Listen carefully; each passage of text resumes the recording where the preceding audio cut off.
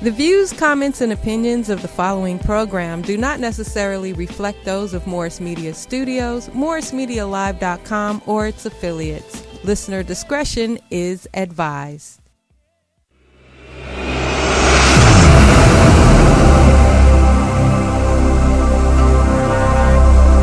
Cali Sportsman, WDC is now on your radio. Coming live from the Bay, yeah, that way. They talk sports all day, LA. Dropping knowledge, high school, college, final scores, play-by-play. NFL, NBA, NHL, that's right, you name it. They gon' bring it to you live. Talking sports and entertainment. From the famous and the, you name it. Cover all sports, from the football field. TV, I'm your host and moderator. I'm Ferran, aka WDC. I want to thank you for listening in. As always, we have a very spectacular, important show for you right here on Morris Media Live on Mondays at 5. It's not like specific for you. Pacific. Yeah, I'll tell you about that one later. Monday at Morris Media Live, 5 o'clock. Make sure you check our social media at Sports Collective Media. Wow, it's just been a lot going on in the community, a lot going on in the sports world, and especially in our men's league. So we're going to start off. This segment is brought to you by Pac Rim. Ilya, you want to talk about your experience last week? Nah, I like your experience, really. You like mine better? Because you had this old dude, right? I don't want to call him an old dude, but he was like 40-something years playing basketball. Nick. You know what I'm saying? Went over, well, he was it the Clippers and the Cavaliers? Clippers and the Supersonics. Supersonics, that's what. And when he said the Supersonics, yeah, I know we went to 73 right away. Like, nobody even know that team. You know what I'm saying?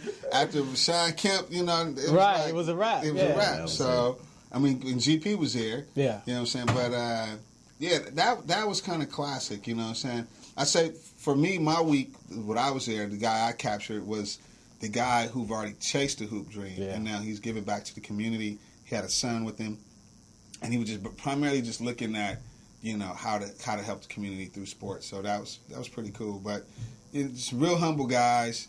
Yeah. I know this whole Taiwan piece was a big thing with Pac Rim and LABC, and these guys got over there today. Yeah. I saw the clip that they on the bus. So I happened to be there at Pac Rim's game of the week at 12 o'clock at Nogales High School, and like I said, it was phenomenal, man. I think I had a tough choice between two player of the games, but we went by the stats. So Nick Sanderson was actually the player of the game. So I got actually some of the video we're going to play of the footage that I shot. Yeah, I had two players from each team. It was just that the competition level was just so high. Yeah. Now he can shoot. Yeah. Oh, you know Nick? Yeah. Oh, what do you want to say about Nick? A couple of leagues with that we play against each other, but like you look at him, we got the grave. Yeah. Kind of walks gingerly, but when he gets out there, he's popping them. Yeah, he was popping. 48 years old. 47.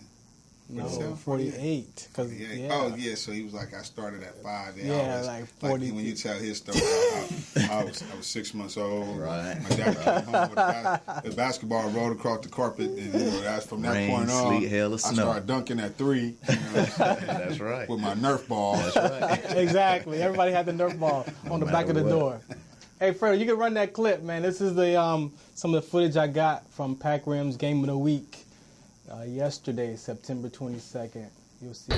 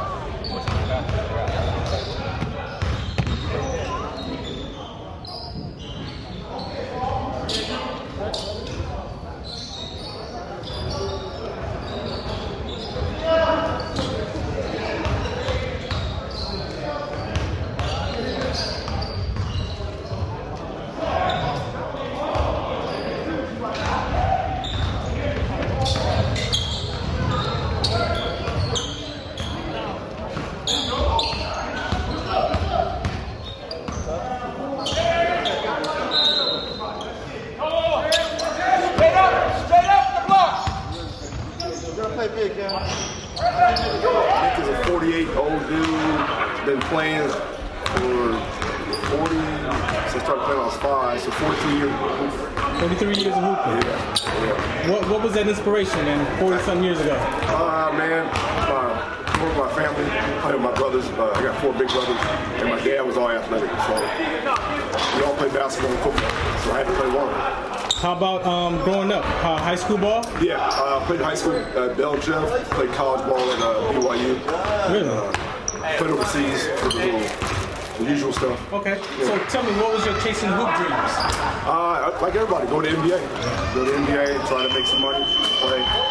But I had a couple of workouts to pro teams back in the Clippers and the Supersonics. That's how old I am. Oh, yeah, Seattle. Yeah, so that's how old I am, so I had to try it. I'm 49, so we know. So we good. But, if it doesn't work out, I just like to play. I'll play for free, whatever, no matter. What brings you to Pac Rim? My boy Isaac. Been playing with him in the league for like the last 4 or 5 years. He asked me to play, so I'm like, gotta get down. What was the win today? How was that for you today? I was cool. It was cool. Saw a couple guys I ain't seen in a while on the other team. And anytime you get a win, we got 2 games, so we win both, and that's cool. So you are player of the game. Thank you. So how does that feel? Hey, it feel good. I got these new shorts. So what's next? Shit, the next game, 1 o'clock. Oh, you play again at 1? Yeah. We got back-to-back games, and then that's it for the day. Yeah. Okay. Are Nicholas? No, Nick. Nick Inster. Nick Sanderson. You got like, Nick at night. Don't have him call in. So Team Winners League, right? That's know about that group? Pac Rim? Or the winners only? It was called Team. Yeah, their team. The team. Yeah. They play in a Wednesday league that we play against them. He recruits heavily, huh? Like he's really trying to build a name for himself. Yeah. So you know about most of it because it seems like there's a lot of talent on that, and that's in this league. That team has a lot of talent. So you in the basketball community, I thought maybe you want to kind of say what's going on. That's just what like nowadays it's like most of the teams I play for. It's like a dude who kind of knows how to hoop, but then he pays for the team, pays for the league fees, and like we just like he wants stacked teams. Like, he wants talent. Right. So because he want to get those W's, yeah, get that exactly. check. Right. Yeah. So that's what it's like. The main teams right now, that's what most of them are doing. What comes to mind, Marcus, when you see this, man? These guys still chasing their hoop dreams. When I see it, number one, it's inspiring to be able to see that and to see that they can still do it to that degree at this point where, you wouldn't see a lot of people trying to move like that, you know what I mean? But I think it's one of those occasions where if you see something through and through to the end, to you happy, something can be created out of it. Yeah. Now, I get it. The likelihood of, going to the NBA or something might be a little bit different. But a lot of times now I'm starting to see sort of like, ownership is taking over. Like even with the Big Three, I think Byron Scott's got a league that he's working on. The Big Three's with Ice Cube. And just seeing different leagues coming out like that, I'm certain that there's still other opportunities, right? You know what I mean? Well, you're part of body transition and mental transition. And, looking at these guys still chasing the fact that they just want to play basketball. Yeah. The commonality in all these guys on the court is not about their physical physique or height or weight or anything. It's the love of this particular ball. Right. So it's like what you do, like body transition and, getting your body to formulate into this particular machine is a mental. Absolutely. So absolutely. I think that's the hardest piece because physically at some point your body going to shut down. Right. Hands up. I'm out. I'm out the game. I'm out the game. As much as I want to, I'm going to stick to playing pool. Yeah. So, and for me, the flip side, Marcus, is to show these youth that, like you just said, it's not about getting to the NBA. It's about chasing your dream, whether it's overseas, whether it's in the league, whether, they got opportunity. I got a next clip, Robert Valentine, he was on the losing squad. And he recognized me because we interviewed the guy from the COC, and he coaches on the Drew with the COC. So, Fredo, play that next clip, man. What he says in his clip, man, was like powerful to me because, again, it's another view of just chasing the hoop. My name is Robert Valentine, assistant to CLC, assistant to Keon Kendrick. So, give me some background of your basketball history, man. Basketball, I grew up playing in the Valley. I was Mr. Basketball California in 2006. Went on to play at Ecclesia College, and then from there went and played professionally overseas. What was that like overseas, man? Overseas life is fun, man. You get to experience a lot, see different cultures, kind of mingle with the culture a little bit, and kind of let it become a part of you. And then when you come home, you get to experience like missing your culture, and then kind of like intertwining the same cultures together and see how they correlate or how they act together. Now, we interview high school, all different levels of sports, right? Especially around basketball. What do you want to tell the youth, man? Because all these youth think that the NBA is the only way you could be a professional athlete. You could be one overseas. I mean, what do you want to tell them to chase, man? In my mind, man, chase your dream and don't let your dream be one-sided. Being a professional and making a ton of money doesn't mean playing in the NBA or playing on the highest stage. There's guys all over the place that make a great living playing basketball all over the world. Also, do your research and know your background. Know your family history. A lot of us are mixed race. A lot of us have, Filipino, Asian blood, Dominican Republic, African, all that type of stuff. So make sure that you get that information so that you can get your passports and you can go play in those countries as a local and not even have to take an import spot. Man, so tell me, what was your chasing hoop dreams back in the day? Back in the day, man, as everybody, I wanted to play in the NBA. That dream started to dwindle a little bit. My favorite player was always Allen Iverson, and because I was undersized, I always kind of played like him. Fill up the bucket, didn't pass that much. And at the time, scoring guards weren't around, so NBA shot wasn't really there for me. But I was able to make a living overseas and have fun. Now training the lighter side of basketball, working with a ton of overseas players, working with NBA players, doing NBA pre-drafts and things like that is all like basketball coming full circle for me.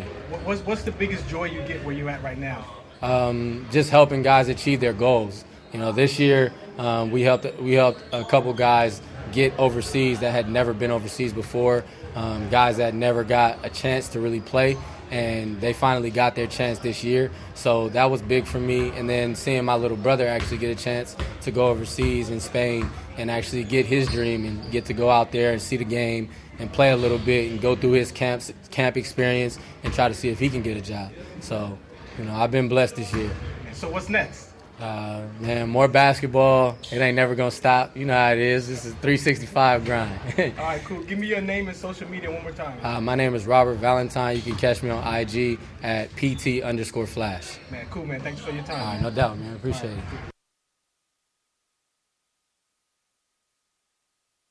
Yeah, because you get all the back noise. Yeah. It's authentic. So like I said, he recognized this because his mentor was on the show. But when he said, know your bloodline, because you could use that to get a passport to play in those countries and not be a import. Import, because you only get so many players get to go out of so many spots. So instead of competing for the import spot, check out your position, your background. Wow. I thought that was like the most dopest thing he said in that whole piece. Very innovative. Because we've interviewed people that's trying to get that one spot. And then like the guy who just went to Taiwan. My thing Adam was telling him is when you get over there, you got to realize your power. You have an American influence. They have a community issue problem. Kids need something, disease, a cause, or something like that. And when you get over there, wrap yourself around something like that. If you get a decent enough contract, now you embed it politically. Now it's not. They're not trying to send you home, because you had a bad game. Right. You know what I'm saying? Because now they know that your American influence is going to send revenue. So just another angle of just leveraging yourself against the fact that they have to play so competitive with one another. Your roommate might be the guy that has to leave the next day. Yeah. So, and that was just me thinking out of the box, because I know if I had to be over there, I'd be trying to figure out, okay, I can't put up 30 at night, so, what's making me different than this dude next to me, you know what I'm saying? Well, then I have a cause in the community, and I could just be like, okay, I'm going to help build some basketball courts or do some trainings or, open doors. Yeah, find a school or who's the locals, Anyway, y'all got the message. No, that's beautiful. Yeah. Anyway. So, any comments? Yeah. From what you heard? Just biting off of what you were talking about. Just the more you can add value in various ways, you know, because there's always more than one way to add value. And the more you can do that, it's sort of like you have several contact points. So, you know, it's just an easy way to empower people, leave a big impression. And ultimately, the more you're empowering people, you can empower yourself in return. So that's true, because if you've seen the last 15 years, basketball overseas is just exploding. Yeah. It's just growing. Like, look at Marbury. Over here, he was kind of rejected. He went over there and this dude got an empire over there. Statues like Shaq, glowing basketballs. They love him for life. But he was marketable here. You know, when he came out with the shoe, he did his own little shoe for $15 a pair of shoes. I remember that. Yeah, Starberries. Yeah, he was marketable. You got to make yourself. I mean, you know, everybody has their thing, and but didn't Iverson had a chance to go back in? He just couldn't make that transition back into the game. Yeah. You know, still spoiled brat. So shouts out to Pac Rim for partnering with us to do this game of the week. So we will be out there this coming Sunday again. Just check our social media. I got the Instagram is @ChasingHoopDreams, and also check out the Sports Collective. We post stuff on. What time we play on Sunday? I think it's going to be 12 o'clock again. Okay. I think most of the game of the weeks is going to be at 12. Getting out there early is good. So we'll post that lineup. We'll make create some video edits and stuff for it, and then I'll be back again the following Monday with the. We got to figure out how we get some people in that crowd, man, because ain't that the part y'all be missing when y'all out there playing? Yeah, it's like you look in the stands, there's crickets. Playoffs and championships. So we might have to get y'all some experiences or something, like a marching band or something. Wait, what you want to say? Like playoffs and championship, you'll get more people out there with 10, 11 on a Sunday. Most people are watching football right now. It's like, man, I ain't trying, you know. Cool. Before we take this break, introduce yourself, man. Don't give your story away yet, but just introduce who you are so we can. My name's Steve Carpenter. I'm 36 years old. Just been hooping since I was 8 or 9, and just love the game. So you ready to share your story? Yeah. All right, cool deal. And you, Marcus, go ahead. I'm Marcus Cargill, born and raised in the finest city in the nation, Gardena, California. Hey! I'll be sharing a little bit more of my story in a minute. Cool deal. All right, so we're going to take it out. I think as we build this relationship, man, I'm looking forward to expanding. Taiwan, let's all go to Taiwan. Man, you should have took that coaching spot, man. It's tough being me. My man's got options. All right, so we got Mother Fitness and actually Marcus are going to be together on a segment coming up shortly.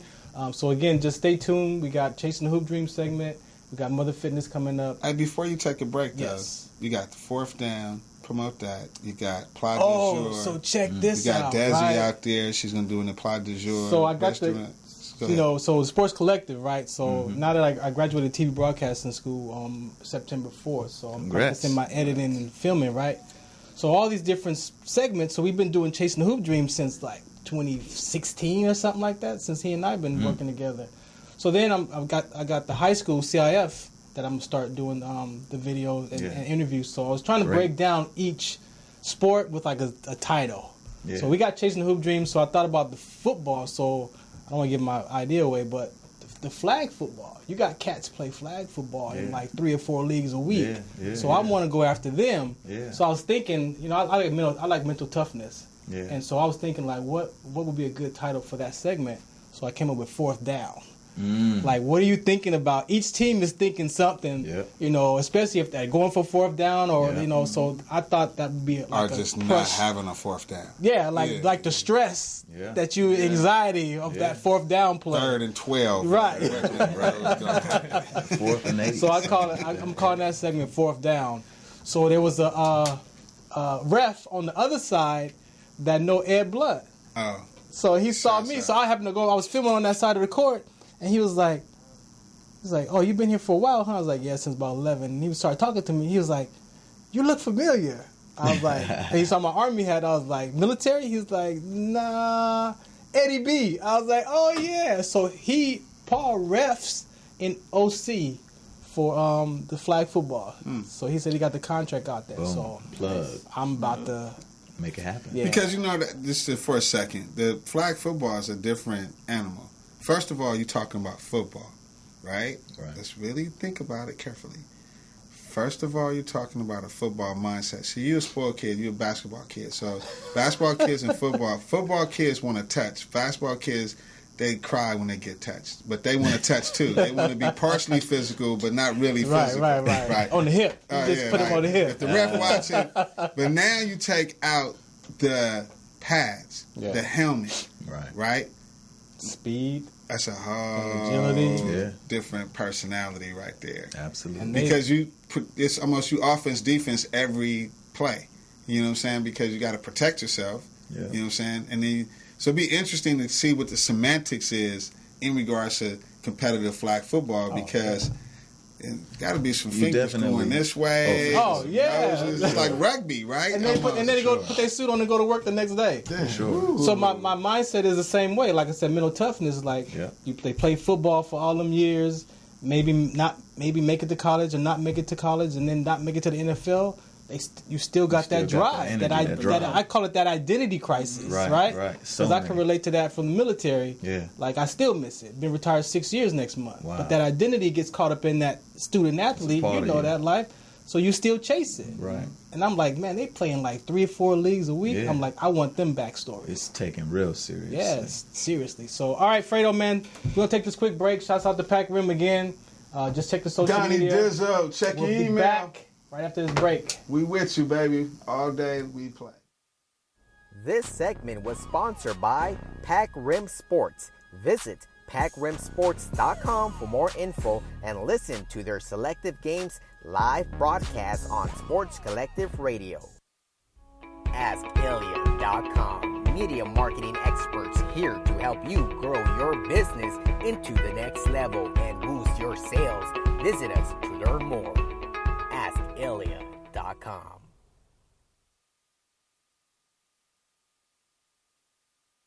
The Consortium of Health and Military Performance, also known as CHAMP, of the Uniformed Services University of Health and Science, known as USUHS, is conducting a study to understand a possible genetic link between sickle cell trait, known as SCT, and exercise-related events, known as EREs, such as exertional rhabdomyolysis, muscle damage, heat stroke, and or collapse. We are inviting African American men and women with sickle cell trait and their family members to participate. Participating in the study will require you to complete a health history questionnaire, a form authorizing our study physician to gather health information from you and your healthcare provider, as well as a one-time blood donation. In order to qualify for the study, you must meet the following criteria: be African American, be sickle cell trait positive, be able to read, speak, and understand English, be between the ages of 18 and 80, and currently not being treated for any mental or psychological disorders. Participation is completely voluntary, and your decision will not impact your healthcare. The results for this study are for research purposes only and are not intended to directly benefit any individual for confidentiality reasons. However, the results of this study are intended to help better shape policies and associated health risks affecting the SCT community. Participants may be compensated for their time. To join the study, or if you would like additional information regarding the study, please contact the study team by phone, area code 240-479-9514, or email sctstudy-ggg@usuhs.edu. Hey, shout us out. What's the count? I'm Ferran Dozier, aka WDC. I'm your producer, director, and host on Sports Collective Media. We got a segment called Chasing Hoop Dreams. If you want to be a guest and share your story, share your Chasing Hoop Dreams, make sure you go to Instagram @ChasingHoopDreams and send me a message. If you're playing in the Pac Rim Basketball League, you're going to see me out there with the cameras and the microphone. I'm looking for your story. I want to know what your Chasing Hoop Dreams is. So make sure you hit me up at Instagram, Chasing Hoop Dreams. Don't forget to shout us out. What's the count? Take the pain away. Anyways, welcome back to Sports Collective TV. I'm your host, Miter Ferran, aka WDC. Again, thanks for listening so far. If you missed the Pac Rim segment, that will be out on our YouTube page, Sports Collective TV on YouTube. That channel is up and running, so that'll be out there. And we just gonna get right into it, man.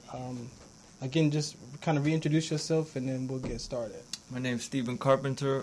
I grew up in Baldwin Park, California. You can move up closer if you want. You don't gotta like get up. Yeah. You said Baldwin Park, like that's somewhere. Baldwin Park? Like you supposed to know that. You don't know 605? You don't know 605 in the 10? Yeah, I know where it's Baldwin Park. I had a store over there. The wireless spot, Baldwin Park. I used to hang out over there in the 90s. I thought it was all Asian community though. No, that's El Monte, the next city. They bought like half the city. Yeah, so you need 2 players per 1 player just to have a 5-on-5. So you 10-on-5 when you go to El Monte, right? Yep, all day. So what was Baldwin Park like for you, man? I mean, it's predominantly Hispanic, you know, so it's like maybe 1 or 2 white kids, 1 or 2 black kids in the town. Like we had just linked up, started hooping at the park every day. That's where we'd meet after school and just do our thing. Where's your family from, background? My grandparents are from Ireland, and then my mom and dad were from Tennessee. No kidding. So then they moved to California. We might be related. We might be. My last name is Daly, which is Irish, and my father lives in Memphis. We might be related. I'm going to have to look in the book. I'm have to hit that Ancestry.com. You might be able to play. You might be able to play in overseas there. Some levels. Your bloodline. Ireland. So when did that love for basketball? When did that start? I started out like a kid playing baseball. My dad, he was a coach and stuff like that, so it's like just baseball. And then one day I was at a barbecue and these kids were like shooting at the hoop. I was like 8 or 9, and then like started shooting. I was like, damn, this is fun, because baseball, you need someone to go take you. You got to hit the ball. Yeah. Basketball, you could just go to the court by yourself. Yeah. So after that, it was like every day after school, I was staying. Like my teachers would be leaving school, and I'd just be out there shooting. Like, you going home? Hold on, don't brush over the baseball. Give us some of that baseball. Was that just? My dad was a really good coach. Every day after school, we'd go. He'd hit me ground balls. And I had to pitch to him, and then he would throw. So it's like my first couple of years. Like every year I was in baseball, I was like all-star. What was that like? It was fun. I liked baseball, but just once you got to basketball, it's just like the faster pace. Yeah. Just you can go practice by yourself, and it was just fell in love with the game. Did you think about playing baseball in high school, or was just basketball? Yeah, they asked me to be pitcher a few times because I was the quarterback of the high school team. Mm-hmm. So they asked me to come out for pitcher, but like after basketball and football, like I just needed that like break, because once summer it would begin in spring, but I just wanted that little break, and then once summer came, there was basketball and football again. When did the football come from? Just to be able to throw the ball far. Yeah. What? So that was just. Played varsity right there at Baldwin Park High School. I was quarterback. No kidding. Yeah, I went to CIF a couple years, so that was really fun. Wait, I got one more. Did you ever get your bell ring in football? Oh, yeah, I got a concussion. You got a concussion? Yeah, I got one time when we were playing, they went to tackle me, and I was holding the ball because I didn't want to fumble, and then they dragged me down. I didn't have nothing to protect them. Boom, my head just hit. I had a headache for maybe a week. Yeah. It was pretty bad. What you got, man? I just think my theory still sticks. Fredo, you listening to my theory? I think you probably remember my theory. What I always said, when a kid plays baseball first, their IQ levels are a lot higher on all other sports. And he just mentioned 2 other sports that he plays exceptionally well, but he started off with baseball, running, throwing. I mean, just his throwing. Just the fact that he knew how to throw properly at a young age. His father was a coach. Yeah. You couldn't throw no curves when you was young. He didn't want me to hurt my arm. Hurt your arm. So he was taught how to throw. Now put a football in his hand, it's still the same mechanics. Yeah. It's all muscle memory. You know what I'm saying? Learning how to run, all that, which just helps out in basketball. You know what I'm saying? And then just seeing things. When you see things from a baseball perspective, it changes your whole perspective. Just like when earlier, just not take too much of your story away, but earlier when you were mentioning, depending on who's I'm guarding, now it makes sense to me why he's having that idea, because now he's not looking at it from, I'm going to out-talent you, I'm going to out-Q you. Yeah. So my IQ is, okay, you short, okay, I'm going to take you down low. Yeah. Okay, you want to sit on this side, I'm going to do this. Sense. So he has this strategy, but I'm going to say again, and just record it live, you hear that, Mother Fitness, it's because of kids learning how to play baseball as their first sport. Yeah. Wow. Could be, yeah. It is a thinking sport. It's just maneuvers, and it teaches you a lot with the hand-eye coordination, because when you first start, my dad, he would pitch to me fast, and he would say, "Don't be scared of the ball." Just the fear factors, all that, all that comes along with baseball. It's good instillment. Yeah, I mean, because you got to stay in the box. If he's throwing his heat, you can't just. you ain't gonna even swing. You scared. You know, all those things come to play, man. You know what I'm saying? So Baldwin Park, three sports. Ended with basketball. What happens in high school? What were you chasing in high school? Just to get to college. Okay. And I made varsity my sophomore year, and then like after that, I started running with the wrong crowd and like just getting mixed up in stuff that I shouldn't. So some girl kissed you on the neck. And never Hey, Fredo, I was chasing them all, dog. we got his picture. I was chasing them all. Hey, you got a big kiss on the neck and never stop. Yeah, life comes with girls, and sometimes it got me just distracted. get difficult. Distracted? Yeah, just because I was hanging around with older dudes that were on the team, so it's like they had cars. We were trying to hit every party, just trying to meet all the girls, you know. And it just threw me off my game. And then I just wasn't practicing. I was just putting in my work, because I'm a firm believer in like if you want to be a race car driver, you gotta get out and ride a race car. You can't just look at the TV and watch it. Like, you gotta get out there and put in your work. Yeah. So then, the college didn't fell through, or no. My senior year, I was doing really good, averaging like 22 points a game. And then on senior night, I dislocated my kneecap. What? Yeah. No one was even around me. I just went up for a rebound, came down, then my knee's like over here to the side. What? So I was like, oh man. So definitely mental toughness. What were you dealing with? Was mentally? that a 6-month or 12-month transition? Like about 10 months, yeah. Because they had to wait for the swelling to go down for a couple of weeks, and then they could do the surgery. Dang. So yeah, but it was senior night, so my dad was there, so it was good. So I got driven to the hospital and like just check it out, you know. And I was like, oh man. And then just after that, like I kind of gave up on basketball. Yeah. Where'd your mindset go? Just like I was out of high school at that time, so I was like, all right, you know, what do I do? Like, so I just started working with my dad, because we own our own little car dealership. So I just started working there for like the next 4 or 5 years. I didn't even hoop. Just no like, hooping kind of, at like, all. I thought like, oh man, I'm out. Like, I'm done with hoops, you know. Any depression, anxiety when you deal with it? Yeah, watching it because on basketball my knee TV? was still hurting. Like, so a year later, like I went out and I tried to play, and then like it buckled again. So I was like, dang man, I might as well just hang it up. Like, no. it's gonna be over now. And then I didn't play for about till I was like 24 again. And what happened at that point? Saw one of my friends, and he was like, hey, like, you're still hooping? I was like, nah, really? He's like, you want to join the league? And I was like, just go straight into all right. So then, not really, but you don't want to go play in the league. Just step it up a notch. I went out the first games, probably scored like 6 points. You know, just embarrassing, like to what I'm used to. Yeah, yeah. I was like, man. What were you nervous? Or just ginger on the knee? Like, ran up the court like 3 times. Yeah. I'm dying. My lungs are burning. So that next day, I went and got a 24-hour pass. I was like, all right, cool. I liked playing. Like, it felt good. But then every day I started hitting 24, and then by the end of the year, I was back to 25. Did you wear a brace, or you just? I started lifting leg weights, just doing leg presses, and just trying to get it stronger. And haven't had a problem since with it. Everything's been grand. Beautiful. No kidding. Anybody have any questions for him? Go ahead. I mean, that's amazing. What did you find? What was it about joining that team? How did you go from I'm good, join the team and like, all right, for real, I'm in it, or just I guess him asking?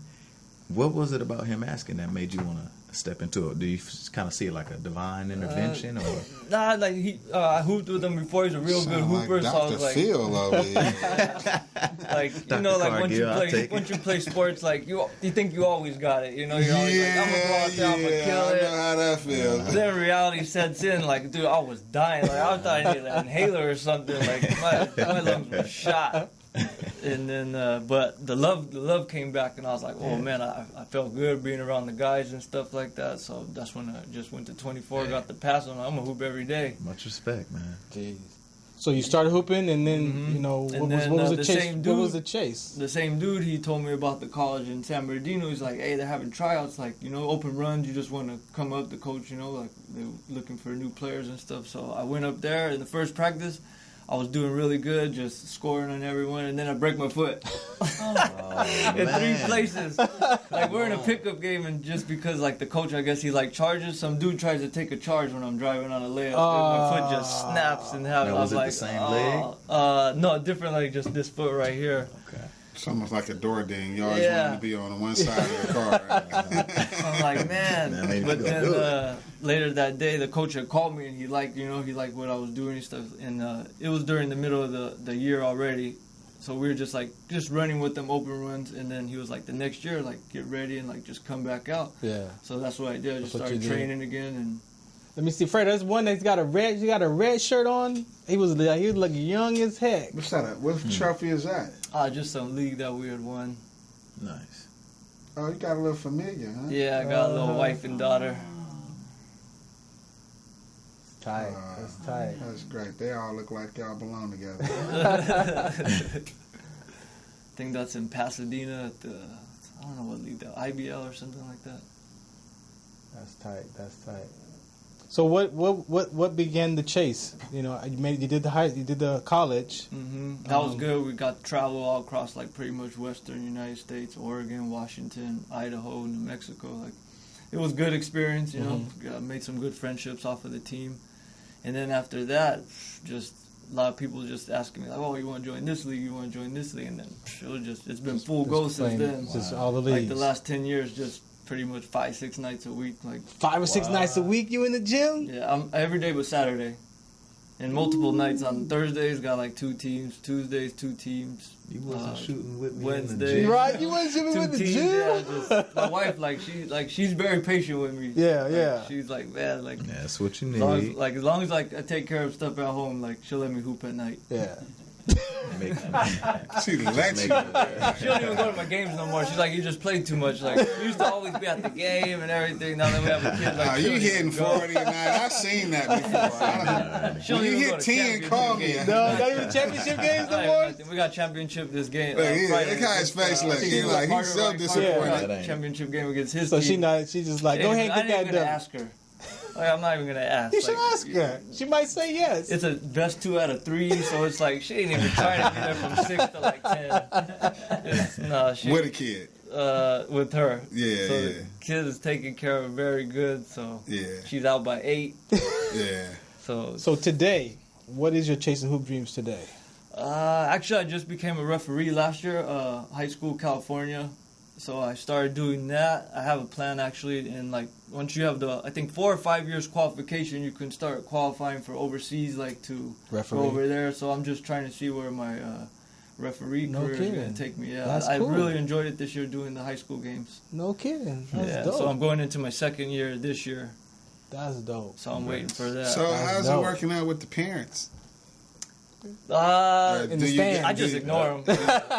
Do you got a good eye? You know what I'm saying? Like, are you one of those referees who just have a personality with the fans? Like you get one, okay, I missed out, and I give you another one, and y'all slow down. So are you just so you do the whole I don't see you? Like, I'm one of them parents, so I just want to know. You don't see me? Oh, okay. I'll try to reverse it on them. Like, what did you see? Okay. So you know what I mean? I'm not gonna answer them like, oh, it's not, you know, like, right. So what did you see? And then they'll let me know, and then I'll kind of, you know. Okay. Next time I see. Yeah. Because they're always like, oh, but what did you see? And then like their demeanor really comes down. Where it's like instead of me clapping back at them, they're like, oh, okay, like, well, I saw this. I'm like, oh, okay, yeah, you know, like.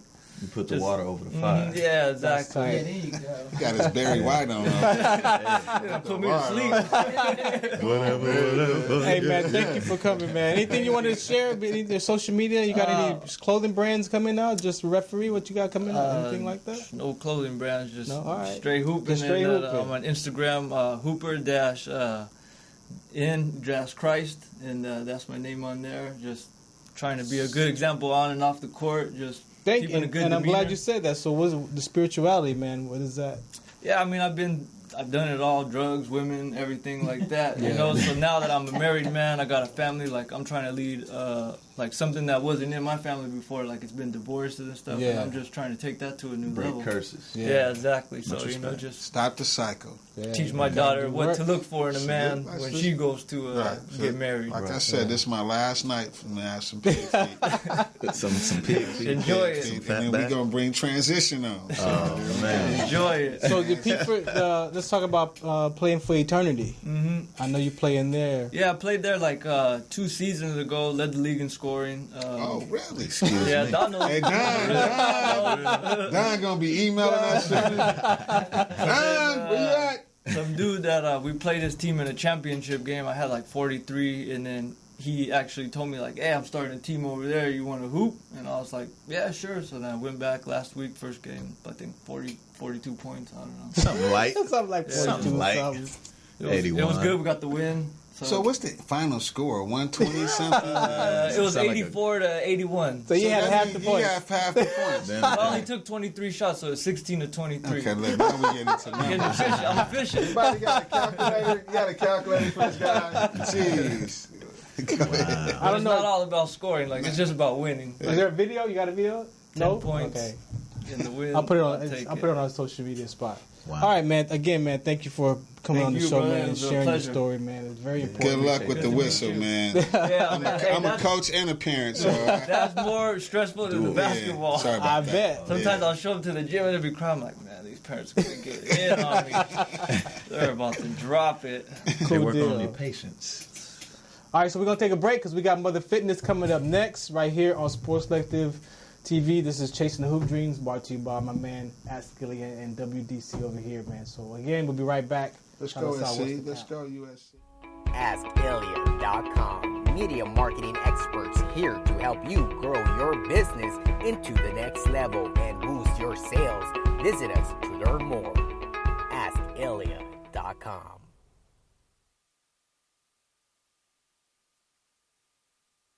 The Consortium of Health and Military Performance, also known as CHAMP, of the Uniformed Services University of Health and Science, known as USUHS, is conducting a study to understand a possible genetic link between sickle cell trait, known as SCT, and exercise-related events, known as EREs, such as exertional rhabdomyolysis, muscle damage, heat stroke, and or collapse. We are inviting African American men and women with sickle cell trait and their family members to participate. Participating in the study will require you to complete a health history questionnaire, a form authorizing our study physician to gather health information from you and your healthcare provider, as well as a one-time blood donation. In order to qualify for the study, you must meet the following criteria: be African American, be sickle cell trait positive, be able to read, speak, and understand English, be between the ages of 18 and 80, and currently not being treated for any mental or psychological disorders. Participation is completely voluntary, and your decision will not impact your healthcare. The results for this study are for research purposes only and are not intended to directly benefit any individual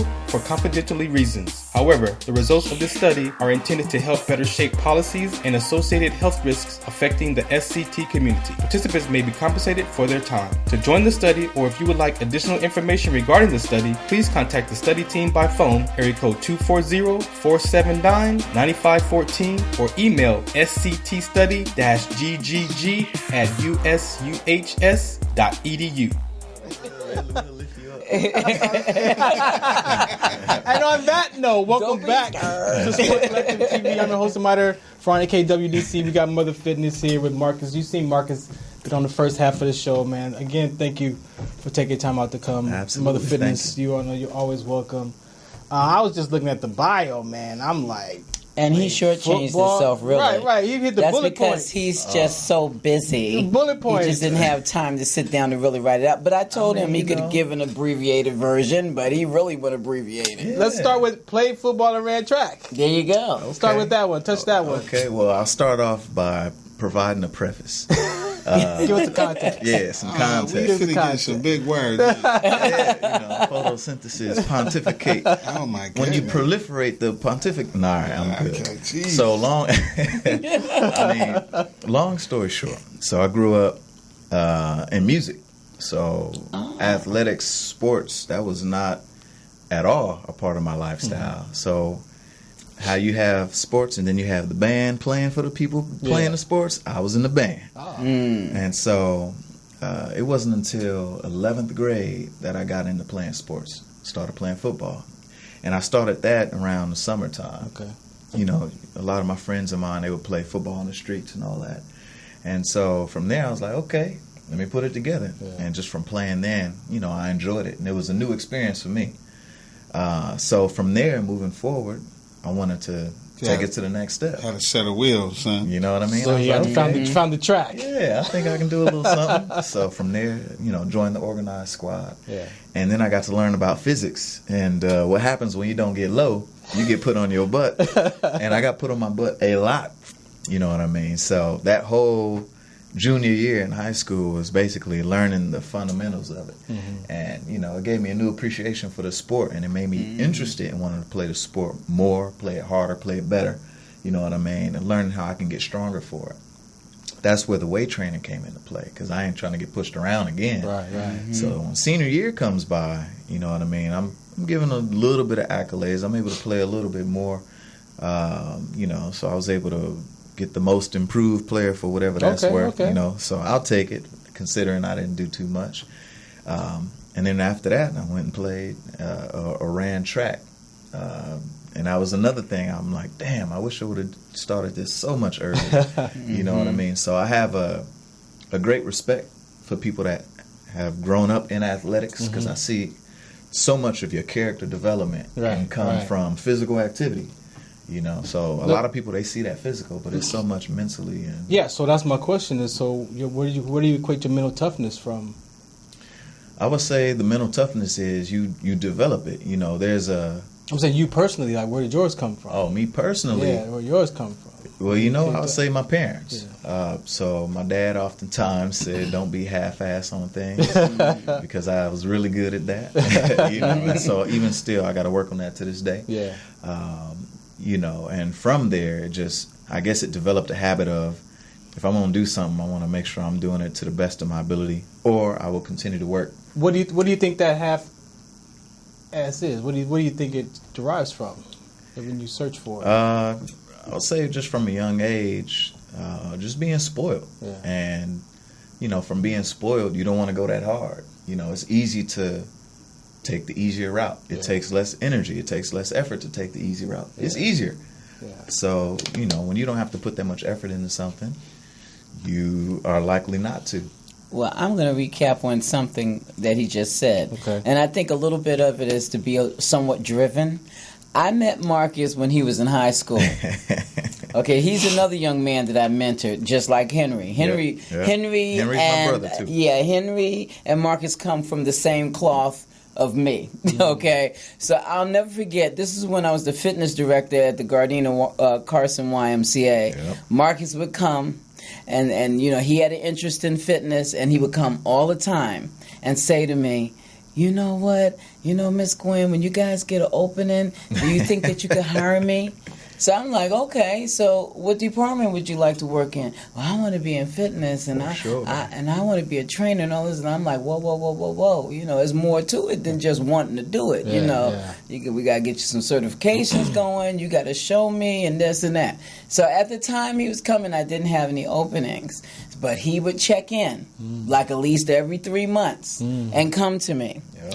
So one time he came to me, and I did need someone at that time, and I had to seriously take a look, weigh in on, here's the certifications and a person who has all the credentials that I need, and now here's Marcus. Oh, wow. So I had to do, and you didn't know that part. A new part. Okay, so I was like, wow. But it was something about Marcus that I knew that he wanted it. Mm-hmm. And sometimes you got to overlook those kind of things, because certifications doesn't always make the person. Exactly.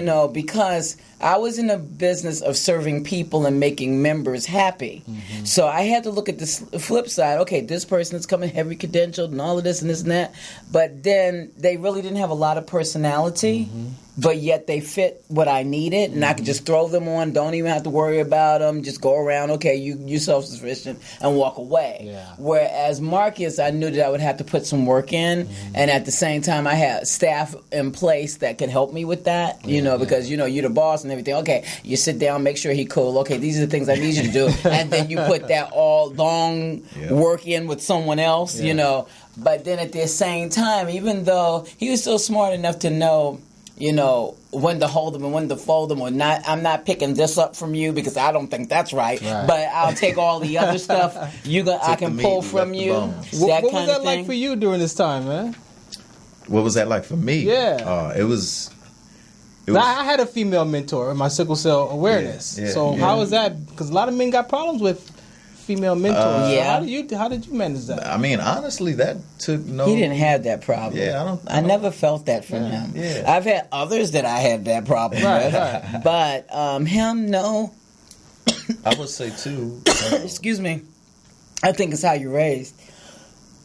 You know, if you have a strong mother figure in your house, and you can accept certain things, then you know that I can respect certain things. Because I think I was pretty easy as a boss, really. Yeah. But there's certain things that I needed to get done, and when I wanted them, they knew when I was serious. But for the most part, I didn't have any problems at him. He was great because I was just telling him earlier how proud I was of him and Henry, because they really developed to something much more than I could even have imagined. They developed and they took fitness into a level they wanted to go. It's just not like they was following it. They took it to a whole nother level because Marcus is at Equinox. So what does that all look like now?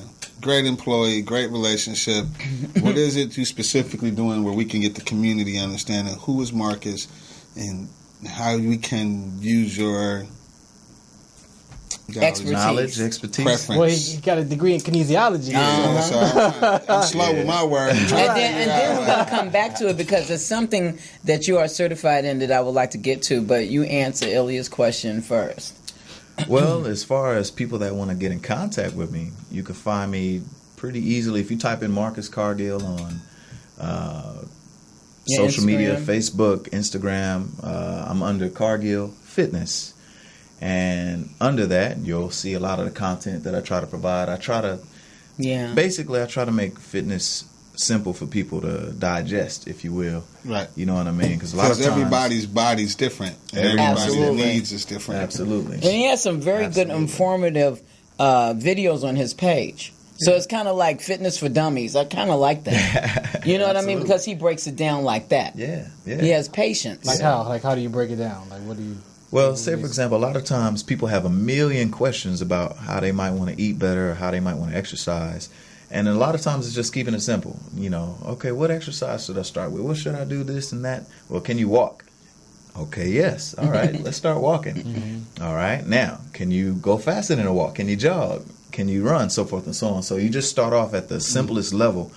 And this is the same thing a lot of times. A lot of my time spent at school even was for teaching. And a lot of times you want to develop, at least if you're going to do something like physical education, and I'm sure it moves into other areas too. You start from the simplest building block as possible, so that's something that everybody can do, and then you can progress it accordingly. But I mean, as you know, people are in gyms, don't really know what they're doing, the proper techniques in fitness. Are they not stretching? Are they weightlifting and the guy's lifting way too much weight, not the type reps? So you kind of carry on this to-do list of our better practices, right? Yeah, more or less. Okay. Absolutely. Exactly. That would be a good way of saying it, Ilya. Actually, yeah, that's exactly what he does. So he might take a body part and tell you how to work that. Okay, we're going to talk about hamstrings today. What's a good way of working out your hamstrings? And he'll kind of break it down. I like that you do that. Yeah. Marcus is also over at Equinox over in South Bay. So he's at in one of those high-end gyms. So water with your name on it. Yeah, right. Exactly. So he's been there. How long you been there? It'll be 5 years, actually. Really? That long? In November. That just shook me to answer that question. Because they got bought by who? I mean, they bought who? They bought out some sports clubs from back in the day. Yeah. And so... they've taken over. But that's a hard arena to stay in and survive. Yeah. You know, one thing I learned it says a lot that he's still there. Being in that environment, and I would say this probably goes in any type of business or just in life in general. What I believe is really gave me my success there has not been the knowledge of the fitness knowledge, but developing that emotional intelligence. Taking that time to build rapport with people and connect with people. Really get an understanding of... He knows that life real well. Exactly. 20-something years of that. No, but I mean, I thought you would run off with that emotional intelligence. That EQ. Yep. That's different. We don't hear that. Because for me, that's the way you got to listen. And that's how your listening skills comes in. Temperament all the patience. Yeah. You know. Yeah. Like you said, as a ref, hey, you respond, don't react. Respond to giving them the question, and they'll rethink what they just barked at you about, and it changes the whole dynamic. Because it's a learned development. I think a trainer is more or less like a glorified psychologist. Because if you listen to your client, you might be able to figure out what their problem is that's causing them to have issues with eating. Because when you watch these shows, these eating disorder shows, it's always these influencers. It's always these influencers. Right. You know what I'm saying? So, I felt a certain kind of way today. And I ate something, right? Like it was ice cream and cake, but it was for someone's celebration. And for that moment, I kind of felt what they could feel if they was depressed. How this food can taste so good. I'm just cheating. I'm just cheating. And I'm already knowing I ain't going to eat no more cake for the rest of the week. But they finna go buy a whole nother cake. Yeah. You know? And this taste and this emotional intelligence you're talking about, it just takes over. It does. And then, because when the guy says, he goes, one of the shows, the doctor, the Indian doctor guy, the 600 pound, and she goes, I don't know what happened. He goes, you ate 600 pounds of food. That's it. Before it's a denial process. Wow. You know what's going on, but all of a sudden you wake up and you have this person laying here that you developed. It wasn't overnight. Right. But you know what? What happens to? I think something that's not talked about in fitness is the one that is over fitnessed. All right. You know what? You know what I'm saying? Then you we're always talking ones that's transitioning. But what's just the one who's like, oh, I didn't eat my salad, or oh, I didn't drink enough water. They're over. You're sounding like engaged. how a competitor would sound, and they feel like competitors are extreme. Yeah, because the average person will look at them and say, "Are you kidding me right now?" I can't eat that, And it's like, wow, if I look like you, I would not. This slice of cake couldn't. I think that goes back to the emotional intelligence. I think that goes back to that. Maybe they was the fat kid, and they still see. Yeah, because remember we had a segment on that. So exactly. You're still dealing with those emotional. Exactly, it's all psychological. But you still see the little fat kid in the mirror. You're like, oh man, body dysmorphia. Exactly. I definitely have that myself. So is that with the people that's in the mindset of like liposuctions and Botox and transformations that are kind of artificial? Because you keep trying to make the perfect you. And at what level do you stop? Right. There's a level of self-acceptance. There's a point where you got to accept where you're at. And you got to love yourself where you're at in that present time. Because they're looking for the acceptance on the outside and not for themselves on the inside. So do you need my core? This is it? It don't have to be. You got to appreciate where it's at right now. The interesting thing. There are some people... Okay, there's some people who need to have a better look at themselves because they're just so okay with themselves, but then you need to do a little bit more with yourself, but they're accepting themselves. Like I've seen women who, let's say for instance, who are overweight, and they have such positive self-esteem about themselves. They just, wow. And you know what, keep that. Let's try to scale back a little bit and let's make you a little bit more healthier. Right. Because I'm not trying to change nothing with you. Yeah. I just want you to be healthy. If you okay with how you look, I'm okay with it too. Right. But let's talk about health. Right. Let's talk about your age and how this relates to the weight that you're carrying right now. And let's take it on to you getting older with that. So it's a lot of ways you can go with your degree in kinesiology. My daughter is actually going to school for that. Great. We have a sickle cell trait foundation. Okay. So I collapsed from trait exertion. So I had rhabdomyolysis. So the whole fitness thing is, mental health. Yeah. What do you want to say about that degree, man? The degree was kinesiology. Kinesiology is just a very cute word for PE. It's physical education. It's the study of the body and its movements. And a lot of times you can learn about that through playing, which is where the PE comes from. The concentration was on PE teaching. There was a point where I wanted to teach. And through taking that route, after I graduated, got the bachelor's, I was pursuing a master's in curriculum and instruction. But I stopped that and I focused 100% on the personal training. After basically running into the realization of how much politics is in education. And that's another conversation. We can save that, but ultimately I felt as though I had a little more of control over the politics, if you will, through the personal training, and I can affect people a little more effectively. My last question is, you played football. What was your fourth down? Transition to football. What was going on? What was my fourth down transitioning into football? I think or out of football, either way. Got a bell run. That was it. So I'm gonna tell you about that. So I definitely got my bell run. To the point that I didn't remember much after I got it run. You know, so I had that concussion for sure. I definitely had that concussion. One other thing that I noticed too is I would end up hurting a lot, just regular pains and strains, but every day. And eventually I developed tendinitis in both knees, and I had tendinitis in this arm, all at the same time. To the point I was walking like a cowboy, you know, and they be walking real stiff because I couldn't bend my knees. That's how stiff I was. And that's what made me want to learn more about, okay, there's something going on with my body. I need to learn how I can heal from these conditions.